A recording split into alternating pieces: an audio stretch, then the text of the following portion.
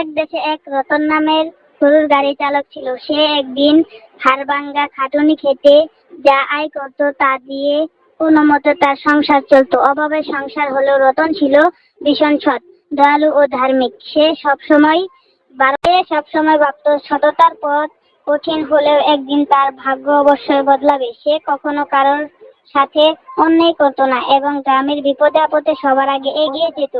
ঠিক এক গ্রামে বাস করত কালু নামের এক অতি লোভী শিকারী। কালু সারাদিন কোনো কাজ না করে কিভাবে সহজে এক রাতারাতি অনেক বড়লোক হওয়া যায় সে কুচিন্তা মগ্ন থাকত। একদিন সে গ্রামের এক বৃদ্ধের মুখে বনের ভেতরের এক রহস্যময় গভীর নদীর কথা শুনতে পাই। লোক মুখে প্রচলিত ছিল সেই নদীতে সাধারণ কোনো মাছ নেই, সেখানে আছে এক অলৌকিক ও জাদুকরী ক্ষমতা। লোভী কালু আর এক মুহূর্ত দেরি করে না, বড় একটা ছিপ মাছ ধরার ঝুড়ি নিয়ে একাই রওনা হলো সেই অজানা নদীর উদ্দেশ্যে।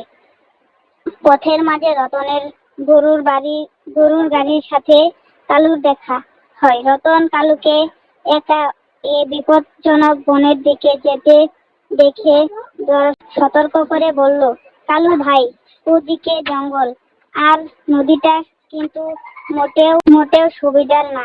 ওখানে অনেক মায়াবী ও রহস্যময় ঘটনা ঘটে। যে যায় সে আর সহজে ফেরে না। নিজের জীবনে ঝুঁকি নিও না, লোভ ছেড়ে ঘরে ফিরে চলো। কিন্তু অহংকারী কালু রতনের এই ভালো কথা হেতেই উড়িয়ে দিল। রতনের